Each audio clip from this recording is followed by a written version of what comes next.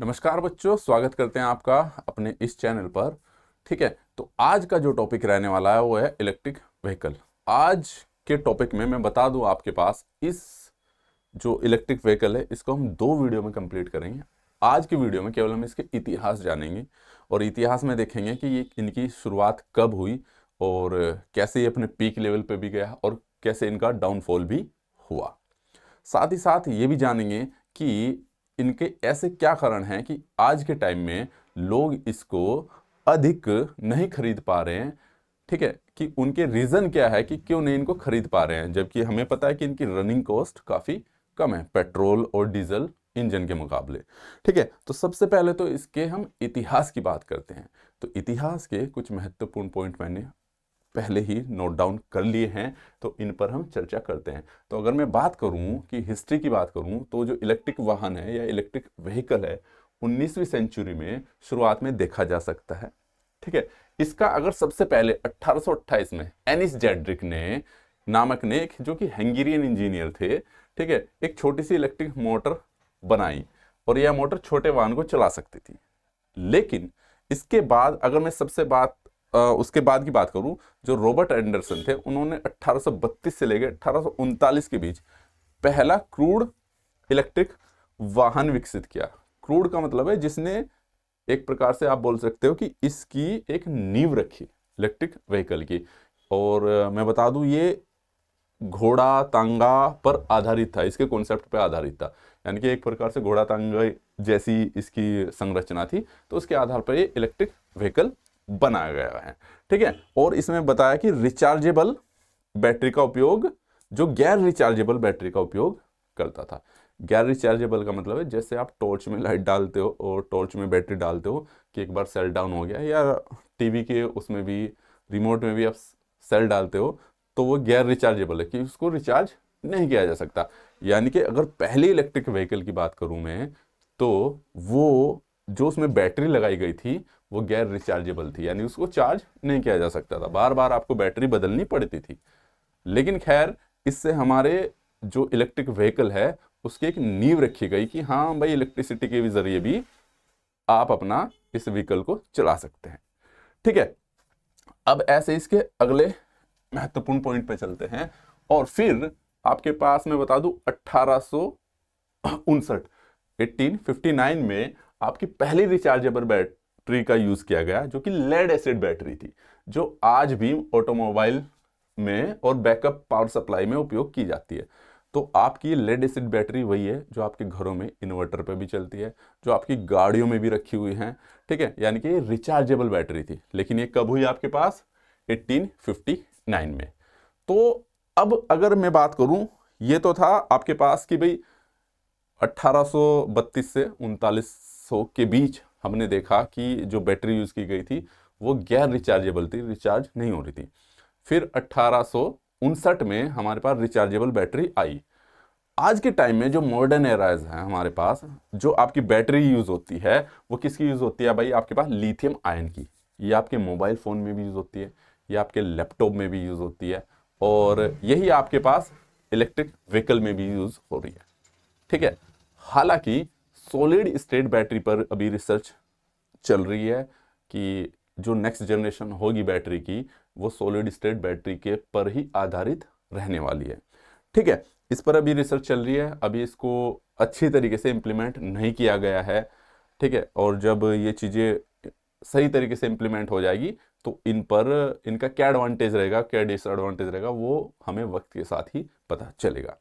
फिलहाल के टाइम पे आपको पता, आपके मोबाइल्स में भी और जो आपके पास लैपटॉप है या आपकी गाड़ियां भी हैं, उनमें भी लिथियम आयंस की बैटरी यूज़ की जाती है। और वो गाड़ियों में, यानी कि जो इलेक्ट्रिक व्हीकल है, उस पर हम अलग से वीडियो में चर्चा करेंगे कि ऐसी किस प्रकार से उनकी यूनिट को डिज़ाइन किया जाता है, क्योंकि वहाँ पे छोटे छोटे स्लॉट्स में बैटरी बनी होती है और उनको आपस में सीरीज और पैरेलल का कनेक्शन करके अपनी हिसाब से उनको जोड़ के एक यूनिट तैयार की जाती है, जो कि आपके इलेक्ट्रिक व्हीकल में काम आती है। इसी प्रकार से लैपटॉप में यूज़ होती है। मोबाइल में तो आपकी सिंगल बैटरी यूज़ होती है, लेकिन आपकी जो इलेक्ट्रिक व्हीकल है उसमें बहुत ज़्यादा बैटरी यूज़ होती है, आपस में कनेक्टेड रहती है। उस पर हम अलग से वीडियो में बात करेंगे, यहाँ पे केवल हम इतिहास की बात कर रहे हैं। ठीक है, तो मैंने बताया कि नई तकनीकी जैसे solid state battery, lithium phosphate बैटरियों पर शोध जारी है ताकि ऊर्जा डेंसिटी और सुरक्षा का सुधार किया जा सके। ठीक है, क्योंकि अगर सिंपल सी बात है, अगर हम एक बैटरी को इस प्रकार से डिजाइन कर ले कि एक बैटरी हमारी गाड़ी को बहुत ज्यादा एनर्जी दे सके, तो कई किलोमीटर तक उसको चलाया जा सकता है। इन सभी पॉइंट्स पे भी हम अगली वीडियो में बात करेंगे कि भाई गाड़ी की जो प्रॉब्लम्स है वो किस प्रकार की रही हैं, क्यों इनको हम ज़्यादातर यूज़ नहीं कर पाए हैं, चार्ज की प्रॉब्लम थी या उनकी लॉन्ग डिस्टेंस ट्रैवलिंग की प्रॉब्लम थी, ये सब हम अगली वीडियोस में इस पर चर्चा करेंगे। ठीक है, अभी हम इतिहास पे बात कर रहे हैं तो उसी पे फोकस रखते हैं। फिर 1880 के दशक में बैटरी की तकनीक में सुधार हुआ और फ्रांस और इंग्लैंड में कई इंजीनियरों ने इसको प्रोफेशनल रूप से इलेक्ट्रिक वाहन विकसित किए गए।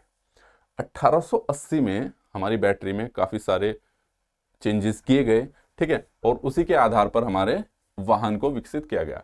मैं बता दूं आपको, 1891 में अमेरिका में पहला सफल इलेक्ट्रिक वाहन या इलेक्ट्रिक व्हीकल, ठीक है, विलियम्स मॉरिसन ने 1891 में विकसित किया गया और ये 6 लोगों को ले जा सकता था और इसकी गति लगभग 20 किलोमीटर प्रति घंटा थी भाई।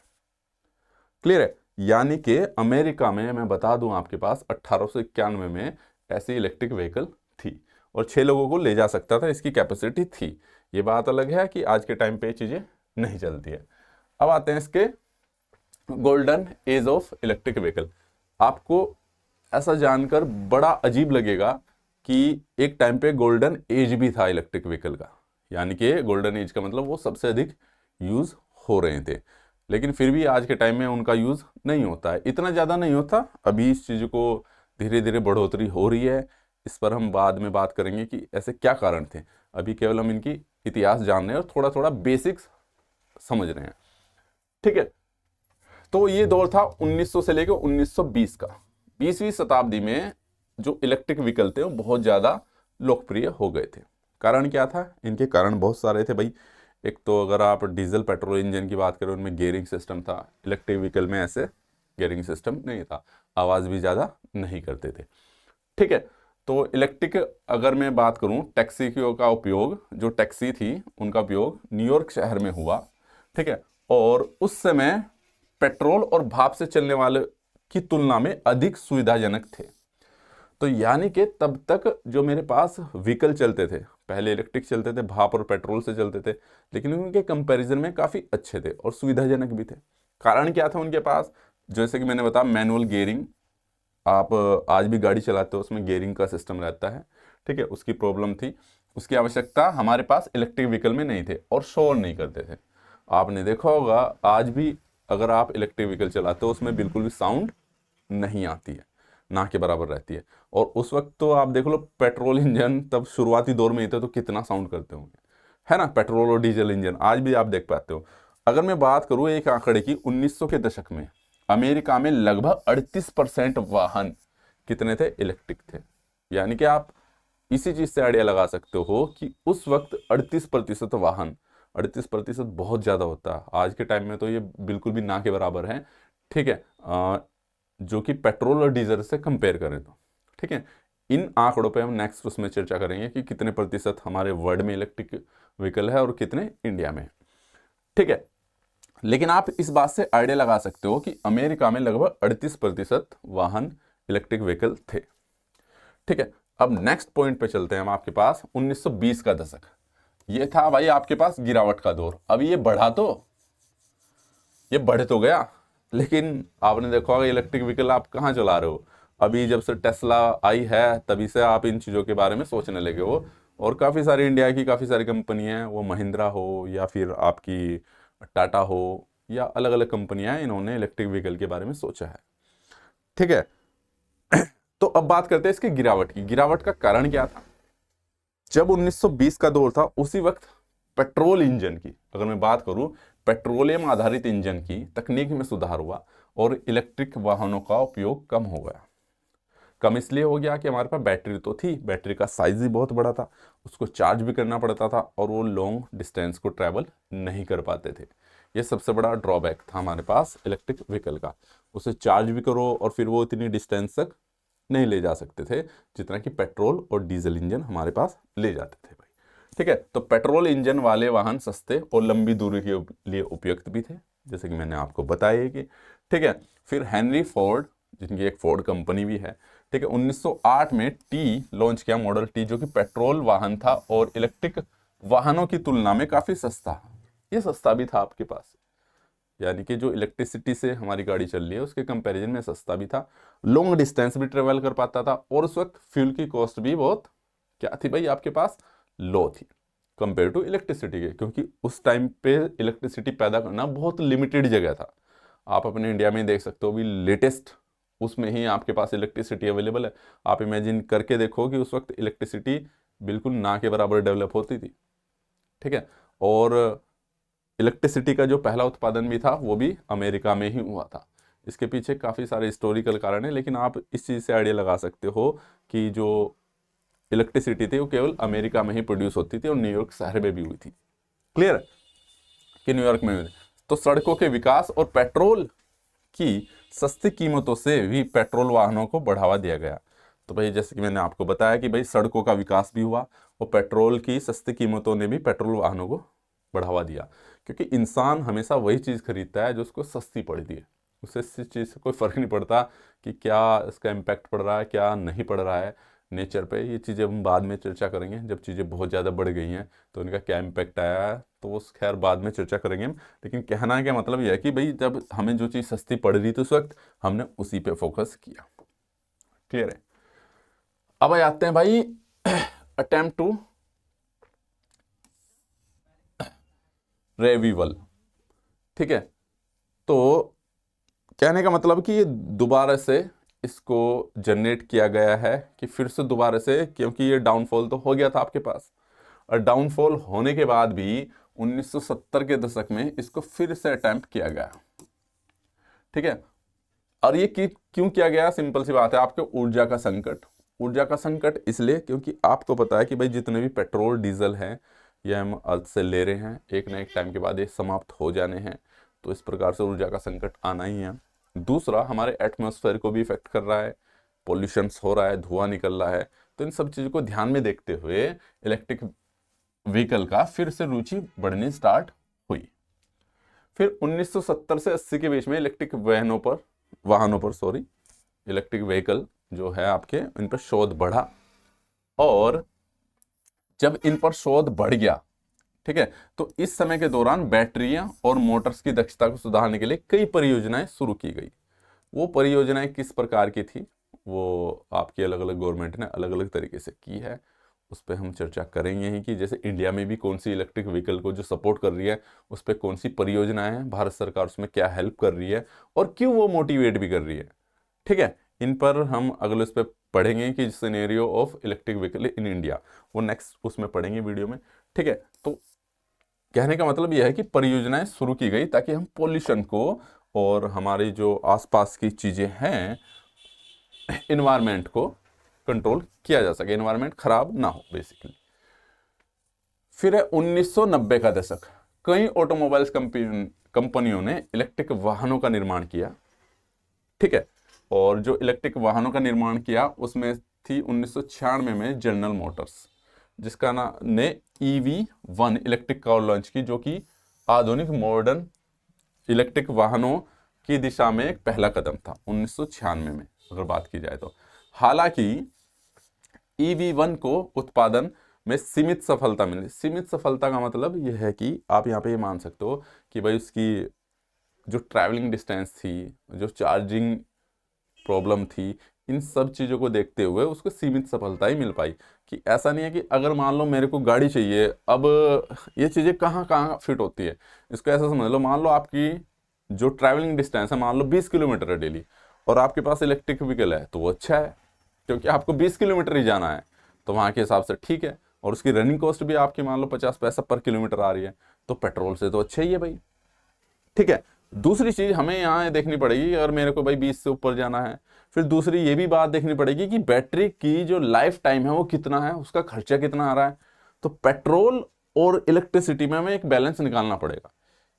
इन पॉइंट पर हम अगली वीडियोस में थोड़ी चर्चा करेंगे कि कौन सा सस्ता पड़ता है, कौन सा महंगा पड़ता है, और ऐसे कौन से कारण हैं, क्यों सस्ता पड़ता है, कौन सा महंगा पड़ता है। ठीक है, आप भी कह रहे होंगे कि यार हर चीज़ ही अगली वीडियोज़ में बात करेंगे, लेकिन मैं बता रहा हूँ कि अभी हम इतिहास की बात कर रहे हैं, तो थोड़ा इतिहास पर ही फोकस करते हैं ताकि अगली वीडियो को आपको समझने में आसानी रहे। इतिहास इसलिए बता रहा हूँ मैं यहाँ पे कि काफ़ी सारे दिमाग में सवाल आएंगे आप लोगों के कि भाई इलेक्ट्रिसिटी की जब इतनी सस्ती तो पहले क्यों नहीं यूज़ की गई है। ठीक है, अब 2008 के बाद की अगर मैं बात करूँ इसके इलेक्ट्रिक वाहनों का, जो 2008 में टेस्ला मोटर द्वारा लॉन्च की गई, तो टेस्ला रोस्टर से शुरू हुआ। तो जो आपके पास आधुनिक युग है, तो आपको पता है टेस्ला है आपके पास, ठीक है, आप जानते भी हो टेस्ला बहुत फेमस कंपनी है। तो उन्होंने टेस्ला मोटर द्वारा लॉन्च की गई टेस्ला रोस्टर। टेस्ला आज आपको पता भी है आज के टाइम में वो बिना ड्राइवर की गाड़ी चलती है। ठीक है, इंडिया में अभी लॉन्च नहीं हुई है, वो चल रही है। उनके काफ़ी सारे नॉर्म्स हैं, इंडिया भारतीय सरकार के भी काफ़ी सारे नॉर्म्स हैं, तो उन पे देखते हैं क्या बात बनती है, वो आगे का विषय है, अभी तो हमें पता नहीं है। लेकिन हाँ, सबसे लेटेस्ट टेक्नोलॉजी की अगर मैं बात करूँ तो टेस्ला की गाड़ियाँ आई हैं इलेक्ट्रिक व्हीकल में, और सबसे ज़्यादा बिकने वाली भी यही है पूरे वर्ल्ड वाइड। ठीक है, और इस वाहन ने न केवल लंबी दूरी तय की बल्कि शक्तिशाली और आकर्षक भी था। कहने का मतलब पावरफुल भी थी और लॉन्ग डिस्टेंस तक भी ये चल सकती है। ठीक है, इसके बाद कई कंपनियों ने इलेक्ट्रिक वाहन का निर्माण शुरू किया, जैसे कि निसान लीफ ने और आपके पास चेवी वोल्ट ने। इंडिया में भी आपकी अलग अलग कंपनी है, चाहे वो आपकी महिंद्रा हो या फिर टाटा हो, अलग अलग कंपनियां हैं और जो आपकी इलेक्ट्रिक व्हीकल को लॉन्च कर रही हैं। ठीक है, अगर मैं भारत में इलेक्ट्रिक व्हीकल का इतिहास जानूं तो ये 1990 के दशक में शुरू हुआ, और जो कि आपकी रेवा कंपनी है, इसका पूरा नाम है रिवोल्यूशनरी इलेक्ट्रिक व्हीकल अल्टरनेटिव। ये 2001 में इन्होंने बेंगलोर में स्थित कंपनी रेवा, आज के टाइम में बात करूं तो इस कंपनी को महिंद्रा ने एक्वायर कर लिया है, खरीद लिया है। तो महिंद्रा ही इसके लिए मैन्युफैक्चरिंग करती है, ने भारत के लिए पहली इलेक्ट्रिक कार रेवा लॉन्च की थी। ठीक है, और आधुनिक व्हीकल की बात करूं तो टाटा हो गया, महिंद्रा हो गया और अन्य भारतीय कंपनियां इलेक्ट्रिक वाहनों के लिए इसमें कदम रखा है भाई आपके पास। क्लियर है? तो कहने का मतलब ये है कि अगर मैं इसको शॉर्ट में समझाऊं आपको, ठीक है, ये पहली इलेक्ट्रिक व्हीकल थी, इस प्रकार की गाड़ी दिखती थी वो आपके पास जो पहली बनी थी रेवा कंपनी के द्वारा। ठीक है, कहने का मतलब इलेक्ट्रिक व्हीकल स्टार्ट तो हुए, लेकिन उसी दौरान पेट्रोल इंजन भी बने, जिस वजह से इलेक्ट्रिक व्हीकल में गिरावट आ गई। आपके ये काफ़ी कॉस्टली पड़ते थे, जो आपके इलेक्ट्रिक व्हीकल थे कॉस्टली भी थे, फिर इनको चार्ज करने की प्रॉब्लम थी, और चार्ज करने के साथ साथ इनकी डिस्टेंस की भी प्रॉब्लम थी, ज़्यादा दूर तक ट्रैवल नहीं कर पाते थे, तो वहाँ पे पेट्रोल इंजन ने बाजी मार ली है। आज के टाइम में क्या हो रहा है कि हमारे पास पेट्रोल इंजन भी है, इलेक्ट्रिक व्हीकल भी है। अब इलेक्ट्रिक व्हीकल लॉन्ग डिस्टेंस तक भी चल पा रहे हैं, ठीक है, लेकिन पेट्रोल इंजन काफ़ी टाइम से चलते आ रहे हैं, तो भी ज़्यादा है कंपेयर टू। लेकिन क्या इसको ओवरकम कर पाएंगे आपके पेट्रोल इंजन को? ठीक है, इस पर हम बात करेंगे अगली वीडियोज़ में। अगली वीडियोज़ में हम लाएंगे कि इंडिया में ऐसे कौन से रीज़न है कि हम इलेक्ट्रिक व्हीकल क्यों नहीं ला पा रहे हैं ज़्यादा संख्या में।